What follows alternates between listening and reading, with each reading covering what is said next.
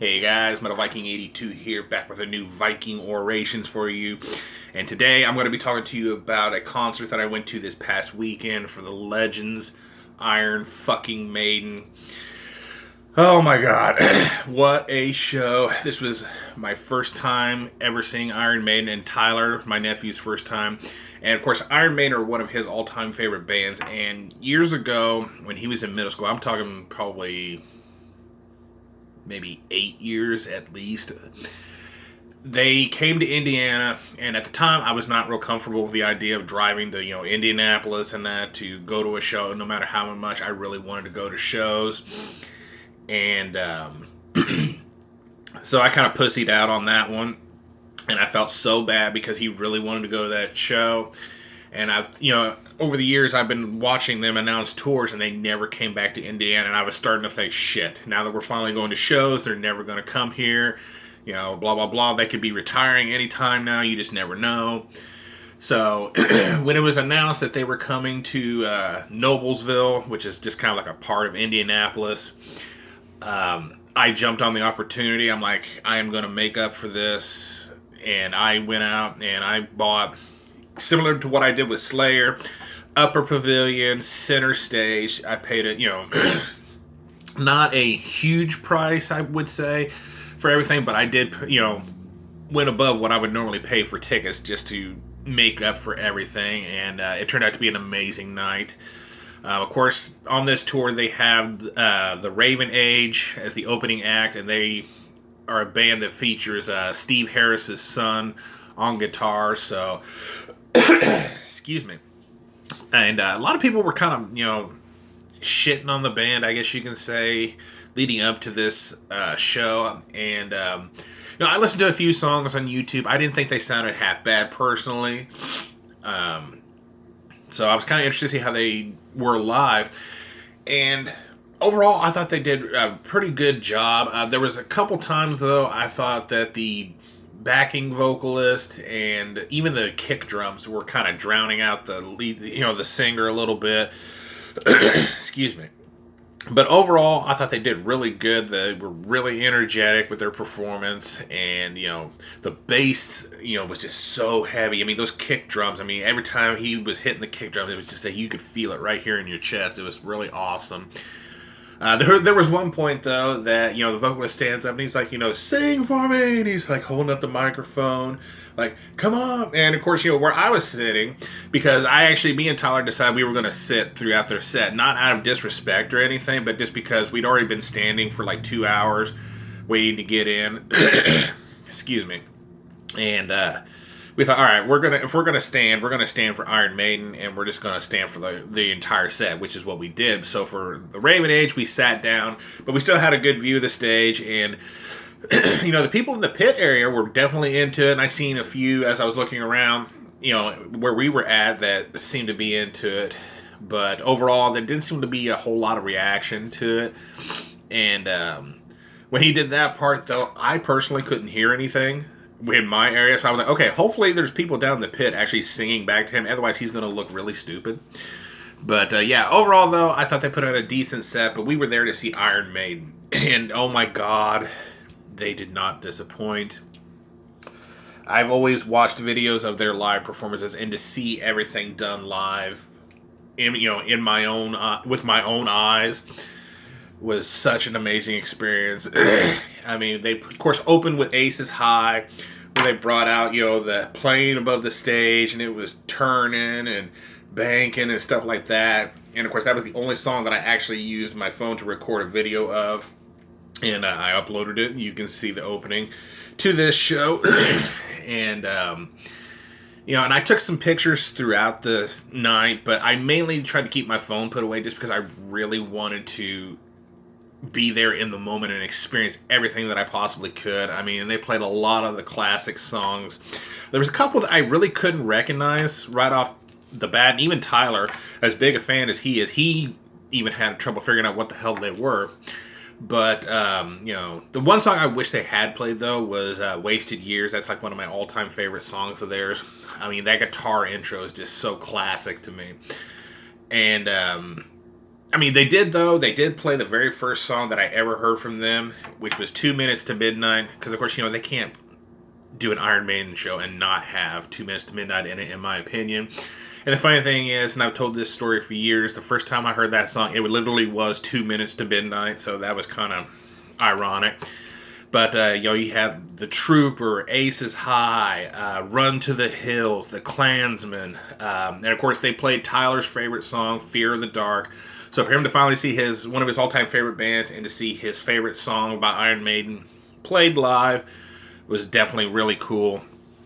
But, the stage show was amazing. During the Flight of Icarus, they had a giant Icarus behind the stage where the plane was, and it was, had his wings out and everything, and then towards the end of the song, all of a sudden his wings started to shrivel in like this, and then this whole giant prop just goes and drops on the back of the stage. So that was really cool. The whole stage setup was really cool. The backdrops changed with like every song, and and of course just seeing the band perform these songs so flawlessly and the energy that they had. I've always loved Dave Murray for some reason. He's always been one of my favorites members to watch. His playing is so awesome, and I love his solos. And just it was just so cool to watch him do his thing live. And of course, Nico is just every time they would show him up on the screens, he was always making some face and stuff like that. His energy was just amazing. And of course, Bruce was everywhere, and he shows why he is such a legendary frontman. But yeah, if you get a chance to see the Legacy of the Beast tour, I highly recommend that you do that because you will not be disappointed. I am really hoping that the rumors are true that they are going to be going on a summer tour next year with Judas Priest and Testament. And if so, I got a feeling they're going to be coming back to where we just went, and I will definitely be splurging again to try to get us the same seats. And if there's VIP available, especially for Judas Priest, I am all over that. So yes, on to the merch. Like I said, the Raven Age, I'm still relatively new to, and it took me to I had to go to like pretty much every merch booth before I seemed to find one that had some of their stuff. And being new to them, I was not going to pay the $45 for a t-shirt for them. So I ended up only spending $20 on them. I got a 2-pack of these wristbands. So you have the logo one and then the Raven one there, and then I picked up a copy of their new album Conspiracy, and I've listened to this a couple times now. It's actually pretty solid, I think, and definitely worth checking out. So of course, I spent $20 on them because, like I said, I'm relatively new to them, and I blew the majority of my money, though I still ended up with a little over $100 left. Actually, I had quite a bit left out of what I took. But I still got a lot of cool stuff for Iron Maiden. I got this really cool keychain here. And on the flip side, Legacy of the Beast. And of course, had to get the wristband. I would have loved it if it had like, Iron Maiden on this side so you can wear it either way. But it is what it is. And also picked me up this awesome Iron Maiden hat. The only thing I'm disappointed with is I've even got this on like the last notch.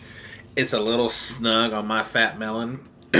So, but I will definitely be keeping on to this. I will probably like just display it somewhere next to my Trooper Ale stuff. Then we got this absolutely massive flag. And I'm probably not even going to be able to get all of it in there. But yeah, the Legacy of the Beast tour flag, I had to get that. This is going to be going up on probably over one of the hall closet doors at some point. And then, of course, had to get the t-shirts. People will complain, well, why would I spend $45 for a t-shirt when I can get it here for $20? A lot of times, though, these tours have, like, editions that are only strictly for the concert, and a lot of times I can't find my size online, but I can find it when I'm at the show. So I got this really cool kind of Aces High shirt, green, like a military green, Legacy of the Beast World Tour. Got the dates right there. So really happy to have that. And then of course, gotta have the tour shirt. And again, the back is just as fucking cool. Legacy of the Beast World Tour. Tour dates. And then they also had a tour edition graphic novel for the Legacy of the Beast tour. And of course, I had to get that. Haven't had a chance to really flip through it just yet, but I'm definitely looking forward to reading it. And of course, you can't go to a tour like this and not get the tour book. Of course, just filled with some info about the different band members and things like that. Very happy to have that. And then the last thing that I got, I've already actually got this all set up. I actually found a picture of the tour poster on Facebook, and I saved it to my phone and went and had it printed out on some nice paper. Because, you know, being the dumbass that I am this time around, I don't have an actual ticket stub to put in my scrapbook. I actually ended up getting an e-ticket, which I'm really pissed at myself for not spending the extra, say, $14 and have it shipped to me.